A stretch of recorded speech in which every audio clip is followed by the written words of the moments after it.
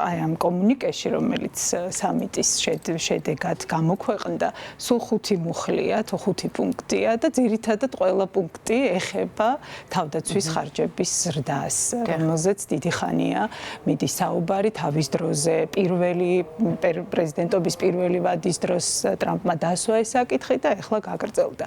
მაგრამ დღეს განსაკუთრებული მდგომარეობა ნატოს რეგიონში, ასე რომ ვთქვათ, საომარი მოქმედებები მიდის. აი ამ დეკლარაციაში კომუნიკეში რუსეთი მთავარ საფრთხეთ არის პირდაპირ მოხსენიებული და ასევე უკრაინის მიმართ მხარდაჭერის გაგრძელებაზეც არის პირდაპირ საუბარი და ეს რადგან მთავარი საფრთხეა არა მარტო უკრაინისთვის, არამედ ფაქტობრივად ხაზგასმა იმაზე, რომ ეს არის ევროატლანტიკური უსაფრთხოებისთვის არის მთავარი პრობლემა რუსეთი, ამიტომ საჭიროა მზადება და ამ მზადებას სჭირდება ფინანსები, სჭირდება რესურსები და და ეს 10 წლიანი გეგმა, ხო? ეხლა 5%-მდე აპირებენ ამ 10 წლის განმავლობაში გაზარდონ, მაგრამ რეალურად ესეთი სწრაფი ეს ტემპი ვერ იქნება, ხო? სადღაც 3.9%-ით GDP-ს დაიწყებენ და 2029-ში აპირებენ, რაც წერია ყოველ შემთხვევაში ძალიან მცირე დოკუმენტში, ხო? ესეთი პატარა ტექსტი მე არ მახსენდება ბოლო წლების განმავლობაში, შარშანაც კი გაცილებით უფრო მეტი იყო, ხო? ბევრი იყო ასევე, აი წლევანდელი ტექსტი არის თავიდან ბოლომდე ნატოსთან დაკავშირებული, თვითონ ალიანსის შიდა საკითხებთან, შიდა მდგრადობასთან, მედეგობასთან, მის აღქმასთან, როგორც თავისი საკუთარი შესაძლებლობების იმისთვის, რომ გაუმკლავდეს გარეთ არსებულ საფრთხეებს, ხო? ანუ ამით გამორჩეული ტექსტიც არის და ძალიან საინტერესოა. რამგან პირობა ის აი თქვენი შეფასებით ამ შეთანხმების მიღწევა ეს იყო ტრამპის მხრიდან ზეწოლა, მათ შორის რუსეთის ომი უკრაინაში, აი რა ფაქტორებმა მიიყვანა ალიანსი ამ გადაწყვეტილებამ უკრაინაში. ეს არის აბსოლუტურად ეს არის აი ესე უკვე მეოთხე წელია ომი გრძელდება, იყო რაღაცა მცდელობები ხო დასრულების, მაგრამ ფაქტია ჩვენ ხედავთ, რომ საომარი მოქმედებები არ სრულდება. დღეს საერთოდ აღარც არის ლაპარაკი, ხო ის აქტიური ეს გაზაფხულის ფაზაში ბევრი იყო ამაზე ლაპარაკი და ეს ხან მინერალების შესახებ ეს შეთანხმება დაიდო კიდეც მოაწერა უკრაინამ და ამერიკამ ხელი, ისიც ძალიან საინტერესო ტექსტი არასაკურველი, მაგრამ ისიც არის სადღაც 10 წლის შემდეგ, რომ ძალაში შედის ესეთი შეთანხმება, ხო? ანუ რეალურად აი მომავალი ეს რამდენიმე ერთი დეკადა მაინც იქნება გადამწყვეტი და ძალიან ბევრი რამეს გავიგებთ, ხო? გავიგებთ იმას, რა ნამდვილად რა განზრახვები აქვს რუსეთს, ხო? ის აპირებს თუ არა, თქვათ, ნატოს წევრ ქვეყნებზე მიიტანოს იერიში, ასეთი პროგნოზებიც არის ლიდერებს და ეს მიღწეული შეთანხმება შეაკავებს რუსეთს ამ თვალსაზრისით. ძალიან ძნელია ამის თქმა. უბრალოდ ჩვენ ვიცით, რომ რაღაც უნდა მოვიმოქმედოთ, ხო? ესეთი დამოკიდებულება ალიანსის წევრებს შორის და პირველ რიგში გაზარდო სამხედრო რესურსები, რასაკურველია ის აი 10 წლის წინანდელი სამიტის დეკლარაციები და ეს გრძელი ტექსტები, რომელშიც რაღაცა მშვიდობაზე, ურთიერთმხარდაჭერაზე და ისეთ საკითხებზეც იყო ლაპარაკი, როგორიც არის სამხრეთი ამერიკა, აფრიკასთან ალიანსის ურთიერთობა, წყნარი ოკეანის სხვა ქვეყნებთან, ავსტრალიასთან წარმოიდგინეთ და ძალიან ბევრი საუბარი ღირებულებებზე. საერთოდ არაფერი ეს არ არის, ხო? აქ სხვა შორის, აი თქვათ, ხაზგასმა ტექსტებში რაღაცა ქალების მონაწილეობაზე, მრავალფეროვნებაზე არაფერი. აქ ამერიკული ეჯენდაც არის დღის წესრიგიც რასაკურველი, იმიტომ რომ ტრამპი არის ძალიან პირდაპირ ხისტი ამ საკითხში, აი ესეთი თემები, ხო? რბილი თემები საერთოდ დღის წესრიგში აღარ არის. ამიტომ გასაგებია, ჩემს არ არის გასაკვირი, რომ ესეთი მოკლე, ლაკონური და მთავარ საკითხია. რეალურად დღეს არის მთავარი, რომ ეს ყოველდღიურ რეჟიმში ვმართოთ რუსეთიდან წამოსული აგრესია და ტერორიზმი, ხო? რომელიც ასევე რუსეთის აგრესიასთან ერთად და საფრთხესთან ერთად მეორე წინადადება არის ტერორიზმი და შემდეგ და ერთ-ერთი პუნქტი, მე მგონი მესამე პუნქტი, სწორედ ამით კიდევ ერთხელ გამეორება ალიანსის მთავარი ღირებულებების და მიმართულებების, ეს არის შეკავება და კვლავ მილიტარიზაციის გზით შეკავება, ეს არის კოლექტიური უსაფრთხოება, კრიზისების პრევენცია და მართვა, ხო? აი ამაზე არის ძირითადი აქცენტი გადატანილი და რაც მთავარი ასევე აღნიშნულია სხვა შორის უკრაინის მიმართ მხარდაჭერა, მათ შორის სამხედრო მხარდაჭერა და ძალიან საინტერესო იყო ბრიფინგზეც ხაზი გაესვა და რუტეს მხრიდან ნატოს გენერალური მდივნის მხრიდან ასევე აღინიშნა, რომ აი ჩვენს მოსახლეობას მილიარდიან მოსახლეობას ევროატლანტიკური ეს ხაზგასმულია ტექსტშიც და ნატოს გენერალურმა მდივანმაც აღნიშნა, დავარწმუნებთ, რომ სამხედრო კომპლექსის, ინდუსტრიული კომპლექსის განვითარება ახალ ეკონომიკურ შესაძლებლობებს, ახალ სამუშაო ადგილებს შექმნის, ხო? ანუ რეალურად ეს გადაწყვეტილებები ასევე მოსახლეობასთანაც არის აი ამის შესახებ საუბარი მნიშვნელოვანი, მით უმეტეს, როდესაც არის ესპანეთი, რომელიც არც ისე ბედნიერია აი ამ გადაწყვეტილების. დიახ, თქვენ თავად ვეახსენეთ, რომ მოკავშირეებმა ამ სამიძე კიდევ ერთხელ დაადასტურეს უკრაინის მიმართ მხარდაჭერა და სოლიდარობა, თუმცა აღსანიშნავია, რომ ამ ტექსტში არაფერია ნათქვამი უკრაინის ნატოში პოტენციური წევრობის შესახებ და ვიცით, რომ ამ იდეას დიდად არ ეთანხმება არც ვლადიმერ პუტინი და არც შეერთებული შტატების პრეზიდენტი დონალდ ტრამპიც. აი, რას ნიშნავს ეს კიევისთვის, უკრაინისთვის, რომელიც ამ დრომდე არის საომარ მდგომარეობაში? სხვა შორის ეს კი უკრაინულ საინფორმაციო წყაროებში ვკითხულობთ, რომ მაინც ეს არის რაღაცა უკრაინისთვის მნიშვნელოვანი გადაწყვეტილება მხარდაჭერას, რაც ეხება და ასევე ამ სამხედრო მიმართულებით შესაძლებლობების და ზრდას ნატოს წევრი ქვეყნების.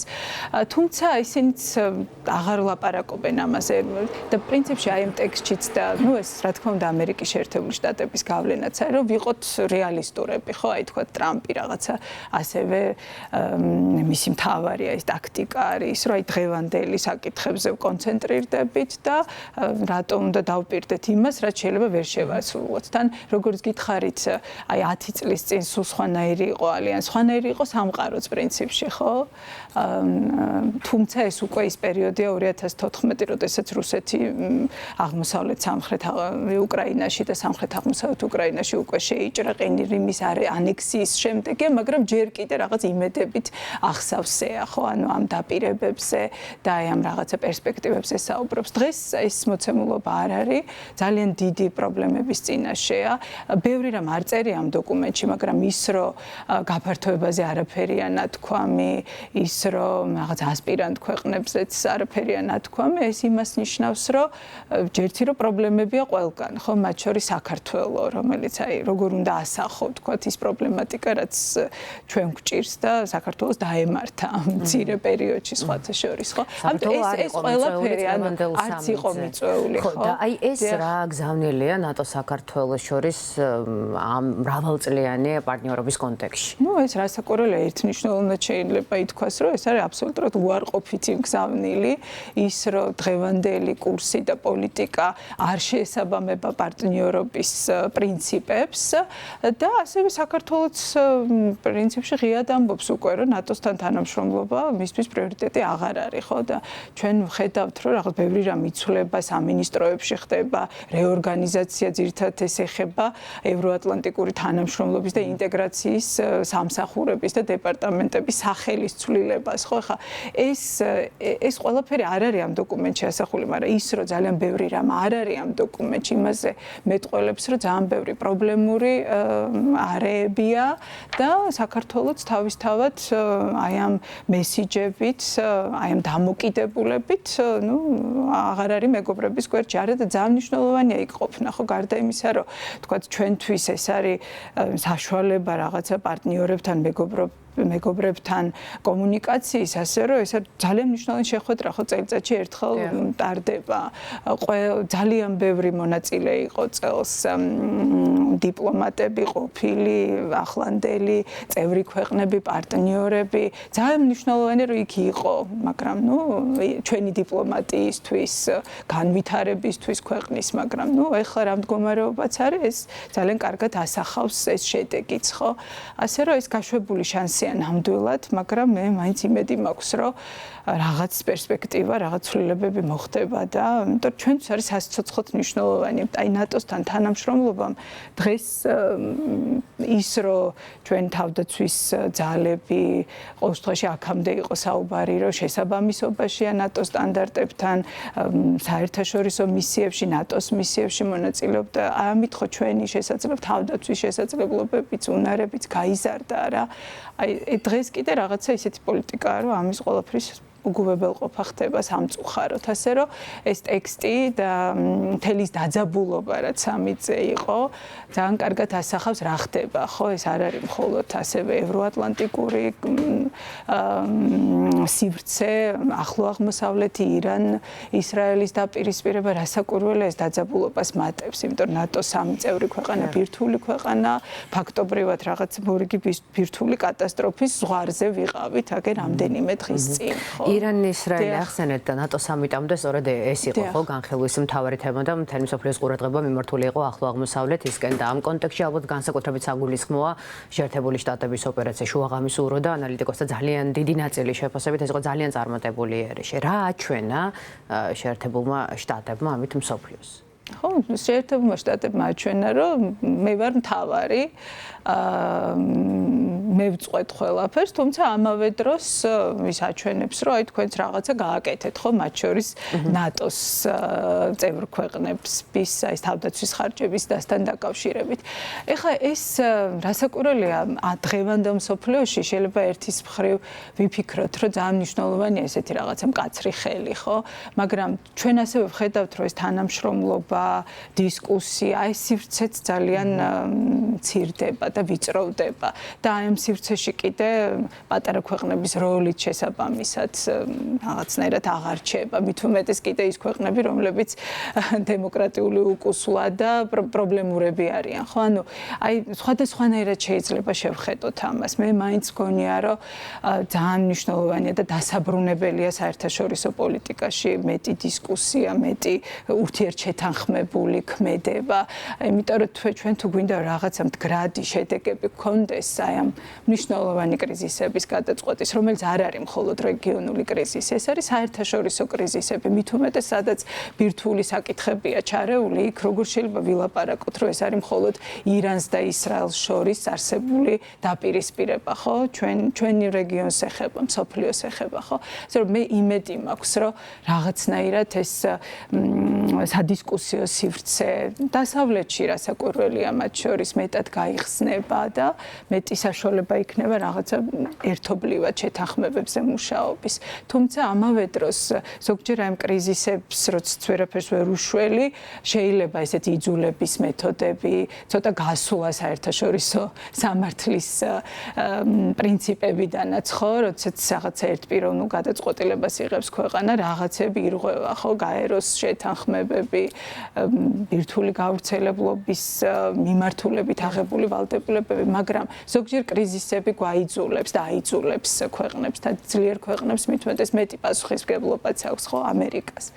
ასე რომ აი სხვადასხვანაირად შეიძლება შევხედოთ ამას, მაგრამ თავარი ის არის, რომ ეს არ უნდა დარჩეს თავარ პატერნად საერთაშორისო ურთიერთობებში და უნდა დაბრუნდეს დისკუსიის, დიპლომატიის და ღია პრობლემებზე ღიად საუბრის და საერთო შეთანხმებების და კონსენსუსის დრო და ნუ რა ვიცი იმედია რომ ესე იქნება და იქ ჩვენ ვიპოვით ჩვენს ადგილს აუცილებლად.